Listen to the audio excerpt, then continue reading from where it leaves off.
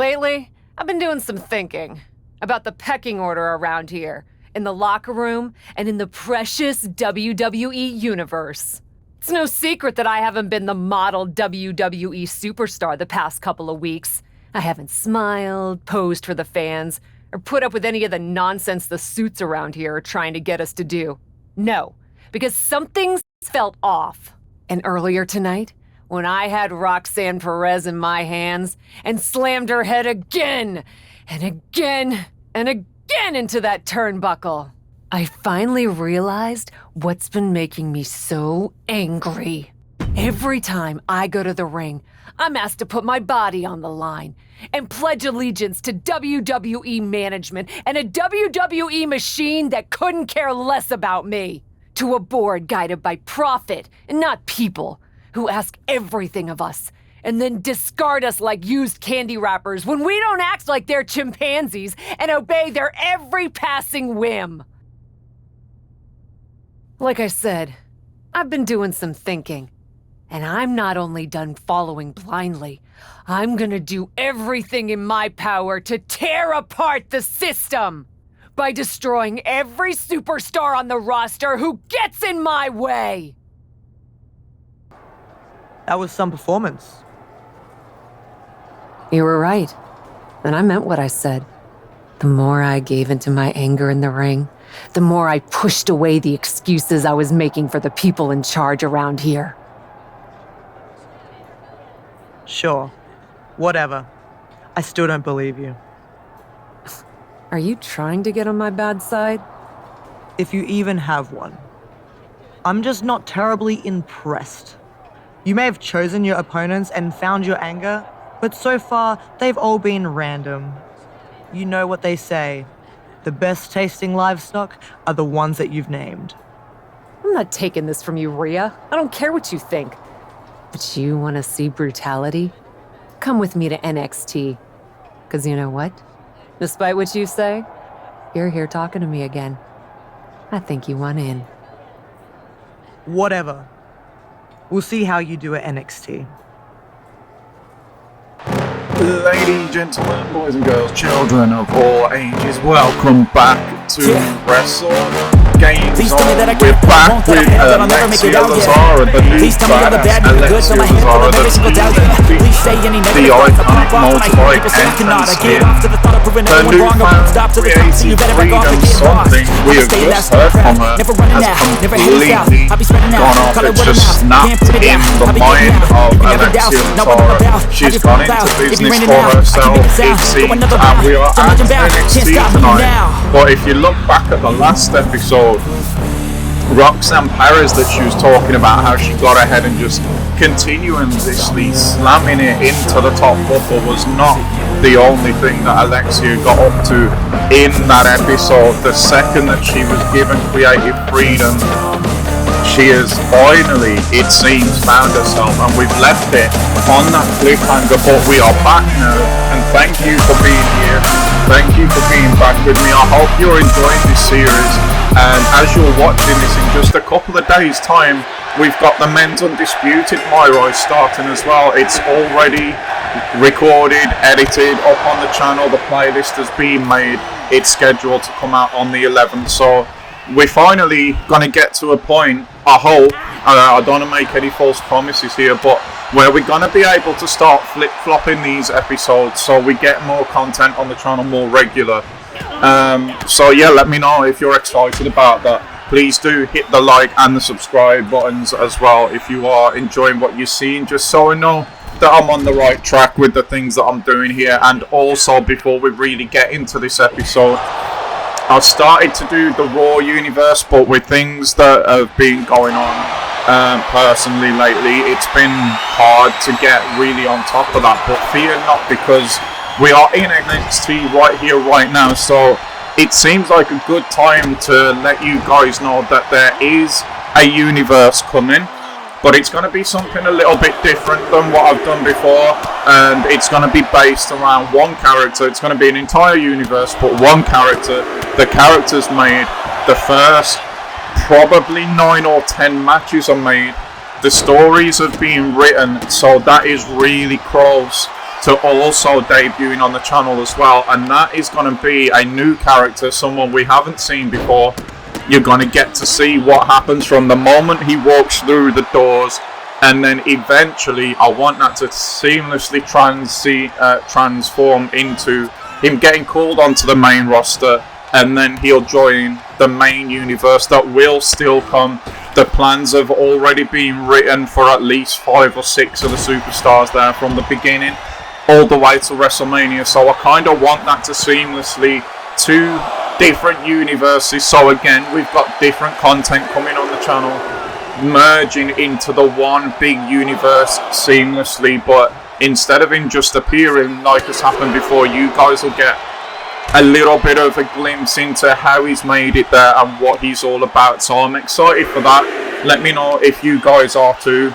There has been a lot, guys, even though there's a lot going on personally, there has been a lot of planning and putting things together to really hopefully make this channel just explode with content for you guys to watch. So again, if you like the sound of that, please do subscribe and let me know in the comments, and also just by liking the video. So again, I know that I'm on the right track with the things that I'm trying to push out here for you guys. But back into this episode, I'm quite surprised. I see why now we've came to NXT, because of what Ripley was just talking about named livestock. If you remember all the way back to the beginning, Carly Prime here was somebody who we defended in the Performance Center when she was getting bullied by them 3 other potential new stars coming into NXT, and now we're taking care of her ourselves as we flatline her in the middle of the ring. But you see the fury and the anger just pouring out of ALEXIA LAZZARA, and she didn't seem like she was ready to put this one down yet, and she's not. We got to a 2 count. She's let Carly Prime back up. I saw Rhea Ripley out the corner of my eye as well, taking off the top buckle. But I think LAZZARA is now ready, as that good night knee lands again, to put Carly Prime away after having fun with her. She's hooked the leg, but will she let the 3 count happen this time is the question, and she will. And unsurprisingly, really, I mean, she's so far ahead of Carly Prime in her career. LAZZARA puts her away, but what's this now? What's the meaning of this? What kind of message is this sending? Cap, Carly Prime has already... What are you doing? I've been worried. You're a lot of things. But this isn't the Cap I know. People look up to you.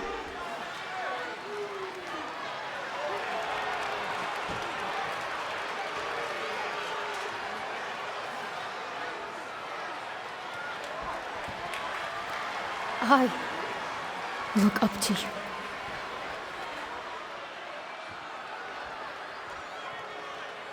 Interesting. What is Cap gonna do here? It seems like finally someone's got through to her, and she's sided with her long-time friend Psycho Sally. That is a good moment, a good thing to see. No, she hasn't. She has turned her back on Psycho Sally, not Psycho Sally. Cap, come on, what are you doing? These two have knew each other. Cap has mentored Psycho Sally since the TBD days, and now this? No, this is too much. This is too much. She's not going to do this, surely. She's listening to Ripley right now, but Cap, that's Psycho Sally. That's your friend. Don't do it, Alexia. Don't do it. Oh, she's done it. Wow. Wow, LAZZARA has took things to a whole nother level, and it looks like that she feels good about it, to the point that she has just slapped Mummy in the face. How's Ripley gonna respond to that now? What is happening to LAZZARA? Has this been in her the whole time? She's been given one bit of creative freedom by Mr. Regal. Hey! Wow. There she is. I want you to remember that I am just the messenger. Of what message? That, due to events outside of my control that had absolutely nothing to do with me, your match here at Money in the Bank has been canceled. Don't hurt me. Why wouldn't I? I came here to break Piper Niven in a match that you personally offered me. If I'm here, I'm breaking someone, Troy. Again, not my fault. Extenuating circumstances. Since we're in her hometown of Minneapolis, Molly Holly wants to have a comeback match tonight. We couldn't say no and had to bump another match from the show. It's really, when you think about it, a geographical Minneapolis problem. Which means if you're mad, it should only be at the Earth itself. Or Molly Holly. Yeah, sure, her too. Definitely not Troy. Just remember that in a situation like this, my hands are tied. Of course your hands are tied, Troy. Of course they are. What a wuss that man is. And he does make a return for the undisputed Myrise as well. And just before we get into the next bit of really big action with this again, I mentioned it in the last episode, we are having some absolutely terrible weather in the UK right now. So if you can hear the wind and everything else going on, I do apologise. I'm doing my best to try and get that out. But yeah, I just want to put that out there. It is absolutely crazy over here right now. So yeah, again, I apologise. Exactly the kind of free-for-all if you hear that, but Troy, man, I tried to beat passing out the you back in buck the to PC. anybody except himself, and it appears that he is now absolutely terrified of Alexia Lazzara. The message that was just sent out by her, the only impression attacking I'm Psycho under is that Sally, I deserve a which seat at the table. I really like that if character. WWE management wants to kowtow to some decrepit dinosaur parading around like she still has a place in the ring, I'm happy to show that dinosaur the door. I assure you, Molly Holly is very anxious to show you just how much of a place she still has in the ring. And despite my own history with her, so am I.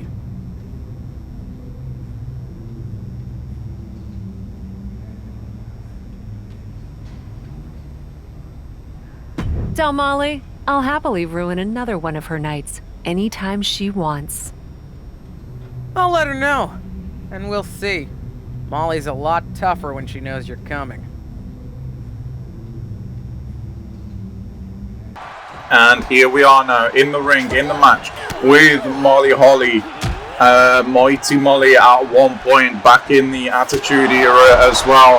The fighting Holly cousin when she first debuted Molly is definitely a very tough woman, very ring experienced and all of that. So Alexia, you would think, would have had her work cut out with her in this one, but it hasn't worked out that way, and you can see again Alexia could have put this match away a bit ago, but she is using this to send an example to the rest of the locker room.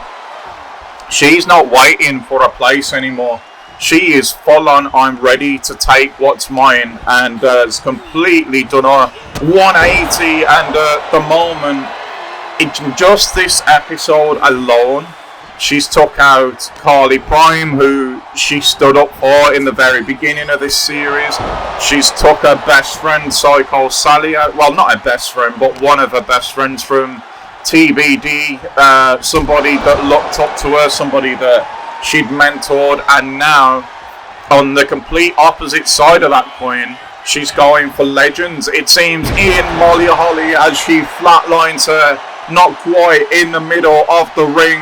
It looked like she was thinking about doing more there, Lazzara. A little unusual moment of hesitation, but limp on the shoulders is Molly Holly. She eats the good night knee, and Alexia Lazzara is finally ready to put the legend Molly Holly away. It's 1, it's 2, it is 3, and Lazzara wins another match. Nobody, it seems, can touch this woman since she's had this attitude change. She was absolutely almost untouchable in the ring anyway. But now, tonight, I proved a point about who still has a place in WWE. Ever since I stepped foot here, I've been bombarded with endless praise, for the so-called legends. We love them. We adore them. We hold banquets in their honor. But at some point, every banquet has to end. And yet, there are some legends here in WWE who refuse to get up from the table. They finished their meal, had some dessert, polished off a cup of coffee or two, even paid the bill. Do they care that others are waiting for their chance to sit down? Do they care that the staff wants to leave? No. They just sit there, blissfully unaware of everything going on around them. These rotten relics don't even know! Beth Phoenix is sneaking up on LAZZARA and is not going to listen to LAZZARA run her mouth anymore. And if LAZZARA thought she had it bad with Molly Holly, Beth Phoenix is a whole different animal. And she has had enough, and obviously is going to try and stand up for the female legends in the WWE locker room right now. LAZZARA doing her best to try and turn things around, but look at Phoenix just launching LAZZARA through those steel chairs, one after another, just collapsing as LAZZARA made contact with them. I don't know what Phoenix was going for there, but she was cut off at the pass, and she does not. As powerful and as strong and experienced and as good as Beth Phoenix is, she does not want to get into a striking match with ALEXIA LAZZARA. Slowly but surely, Beth Phoenix has found that out, and I thought the good night knee might be enough to put Phoenix away there, but it most certainly has not showing the toughness of this woman. But all it's doing, it seems, is prolonging the inevitable as LAZZARA now picks up that chair and goes to work. Phoenix knocks it straight out of LAZZARA's hand, goes for the strike, but again, she just cannot match LAZZARA when it comes to swapping fists and feet. She needs to somehow start wrestling LAZZARA backstage and using that power advantage that she's got, but I fear for Beth that it might just be too late, because LAZZARA has really, as you can see with the diagrams, the HUD at the bottom of the screen, LAZZARA most certainly has got this match, or this fight I should say, right where she wants it, and she's just trying to find a way really to put Beth Phoenix to sleep right now. And when she does, I do not think that there is going to be anything that Phoenix can do to turn things around. It's just a matter of when, if not if, and what level of brutality that LAZZARA feels like she's got to go to put this one away. An unprotected steel chair shot to the head, you might think that would do it, but again, Phoenix showing that toughness, but she's going back to the hands and the feet, and she just cannot compete with LAZZARA when it comes to that, and you are seeing more evidence of that right there. Let's see what Ripley thought of it, though. That wasn't a criticism. Just remember, you're facing someone who's forgotten more about wrestling than half the roster's ever known. Now that you've got her angry, make sure you finish the job. Not gonna be a problem. I'm gonna make her dream of retirement. Yeah. Show the glamour's on, it's time for her to get glamour gone. Good one. And that's the plan. And that certainly is the plan. Oh my god, I thought that she took Corey Graves out with the stairs there as well. Did you see the impact of those steel stairs again as they're making contact? That's with the head of a human being. That's with the head of the Glamazon. Beth Phoenix and LAZZARA just will not stop. We have cut to the meat of this match. We have gone through the feeling out process. We've gone through the entrances, and we have gone straight into the weapons and the brutality of this match. Beth Phoenix is doing her absolute best to try and hang in there, but LAZZARA is just on a completely different level right now, and we've seen through this has been a more story heavy episode, and I kind of like that. Let me know what you guys think of that as well. There's been a lot going on in this episode, and we're really starting to tell a story here and find out a bit of what ALEXIA LAZZARA was really all about. I feel like this has been waiting to bust out of her, and now this brutality that we've seen, and I think she's really starting for the first time in her WWE run at least to really like what's going on, really like what she's about. She has gone and fit into this role absolutely perfectly. I feel like it was made for her, what she's doing right now, with the style she's got in the ring, the striking, she could finish anyone quickly if she wanted to, and all this, that and the other. I feel like she's really putting the pieces together now outside of the ring as well. We've been talking for a few episodes that she doesn't really seem to feel comfortable. She's struggling really to fit in with what's going on away from the ring in WWE, but now she just doesn't give a damn about any of that. And outside of the ring, it seems like it's coming together. She's always had it together inside the ring, so who knows where this is going to take us, but it most certainly has been fun, especially if you're someone like me, who IRL, when I was growing up, I was always one for the bad guys. I loved the heels, I loved the Triple H's, the Randy Ortons, and all of those kind of guys. Roman Reigns, of course, at the moment now as well. Even The Rock as the corporate champion, absolutely loved it. So the fact that LAZZARA has gone on a heel turn as she just drove Beth Phoenix straight through a flaming table, that has to be a perfect way to end this episode.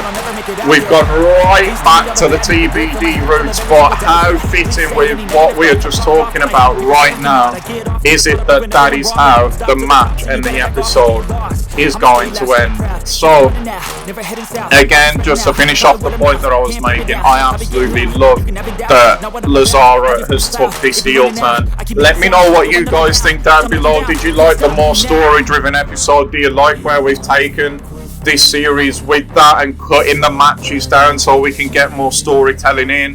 Because all that's going to help with the way that Universe eventually is going to be presented on the channel and everything as well, so it would be really good to get your guys' feedback.